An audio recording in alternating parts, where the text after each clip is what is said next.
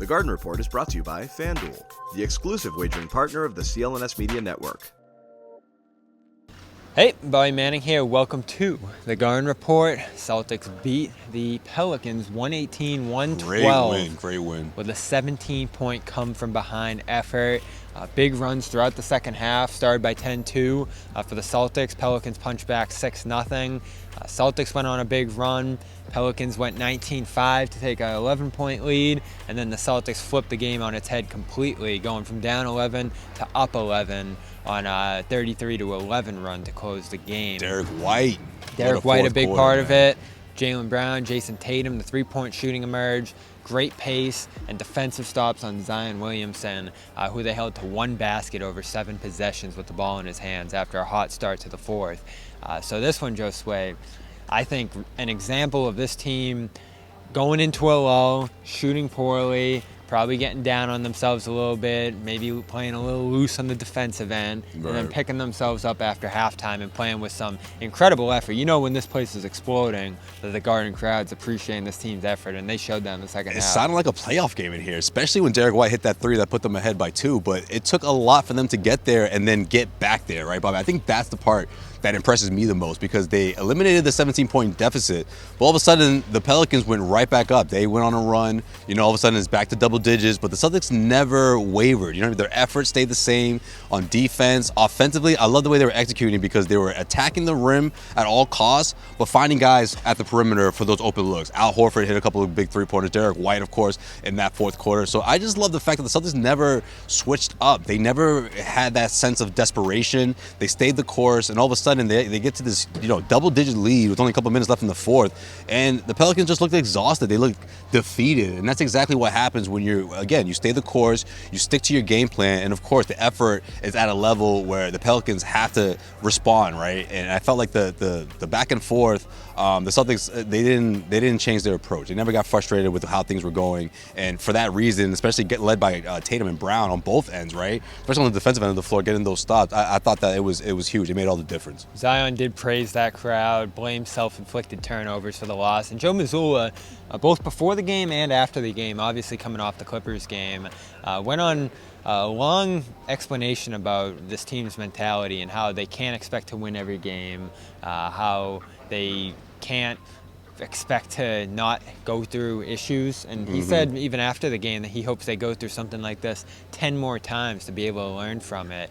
Said that you don't come out of last game angry, but whether you're angry, whether you're happy, you got to be ready for that next game, and just trying to instill that consistency mindset in this team. Here's Jaylen Brown talking a little bit about that message from his coach in the locker room. It's a full season. It's a full body of work you got to account for. Night in and night out, you got guys that's not playing, you got guys that's tired, mentally fatigued, all different type of stuff going on in people's lives. Every night we try to come out and put our best foot forward, make sure it's part of my responsibility to make sure our guys is ready to go, regardless of any of the other, outside things. We don't really make no excuses, but, it's tough, You got to come out and be the best version of yourself every single night, and that's what the city demands, but that's what we demand of ourselves as well. New customers join today and you get $200 in bonus bets if your first bet of $5 or more wins. Just visit FanDuel.com/Boston to sign up. That's FanDuel.com/Boston. Make every moment more with FanDuel, an official sportsbook partner of the NFL.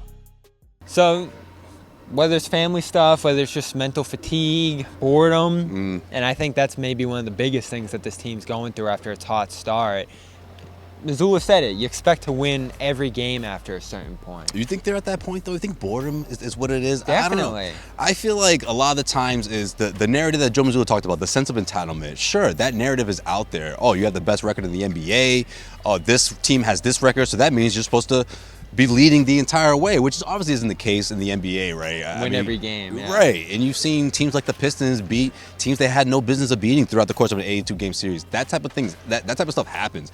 I think what Joe Mazzulla is confused about, or not confused about, rather, I feel like when the Celtics make these huge comeback wins, I feel like he doesn't want his team to think that they did something incredible. I think he wants them to know that like this thing happens more often than other people talk about. But I think there's a difference between a 17-point come from behind win and being down 12 or 10. You know what I mean? Especially against a good team like this. Right, exactly. Especially against a good team like this. And again, like we said at the top of the video, I mean, look, the fact that the Celtics, they didn't change their game plan. They made it about them and what kind of adjustment that they need to make instead of saying like, oh, we have to match their, you know what I mean? We have to match the Pelicans by, shooting a whole lot of threes because, they finished with 17 in this one, but it wasn't about necessarily switching up, their game plan. It was about doubling down on what they know is going to work. And I honestly believe it's resistance at the rim, attacking the paint offensively, making sure there's ball movement as well, but also getting great, clean looks.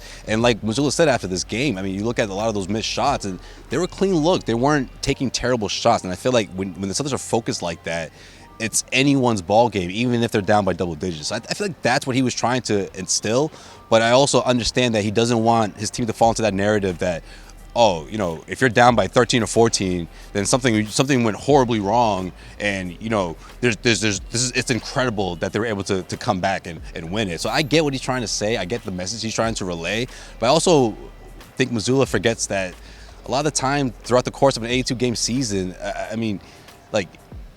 seeing that pattern continue is what builds a narrative as like, oh, these guys give away big leads, or they can't close out games, which was the narrative of last year or the year before. Yeah, that's a big part of last year. But I don't think that's carried over into this year. But I get what he's trying to do.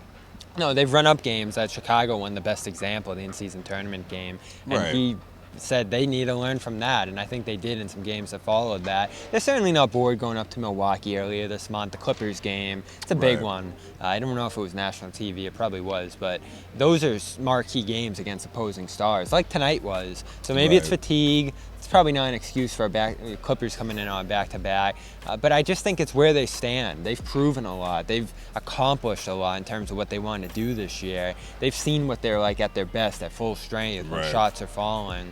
And I think what they lost probably in some of those bad losses this month were the little things. The offensive rebounding tonight, the defensive pressure on Zion late was incredible, especially from the stars, and shot totals, turnovers. They had some awful turnovers early in this game, but they cleaned it up, and I was surprised to see they're number 2 in turnover rate this month in terms of having the fewest. So getting back to doing those little things, I think, is what keeps them in games through these lulls. 24% three-point shooting in the first half, and then that turns around. And even a guy like Derek White, who Joe talked about after the game, never put his head down in terms of what he was doing defensively, passing the ball. I thought he did that well early in this game. We got to talk to him this morning. He said, tighten up your mechanics a little bit, go back to the basics, but you don't make things too complicated. And I think that's probably emblematic of this team too. You're not rewriting things, trying to figure out how you went down by 10 at halftime in this game, or how you got behind against the Bucks or some of these other teams. It's just about doing things that you've already done. And, Joe said to Derek midway through this game, you shouldn't have any doubt. This is what you're capable of, what you did earlier in the year. I love that he brought out White, and of course I love the fact that he got out of his slump at just the right time in this fourth quarter, hitting big three-point shots, getting into the paint. That floater off the glass I thought was huge. Really just big finish. Game-changing stuff. And I love that he uses Derek White as an example, because he kind of personifies what we're talking about here, right? In a sense of remaining confident. And Derek's not bored. Derek's not bored, but I love when Mazzulla talks about how the great sign of confidence is an offensive player like Derek, who can have slumps at times, but his confidence, the biggest sign that he remains confident is that he continues to give you that effort on the defensive end of the floor. That says a lot, because I feel like naturally, if you're in your own head, you can't get over what happened, on the offensive end of the floor. You can't get over, oh man, I missed 3 in a row.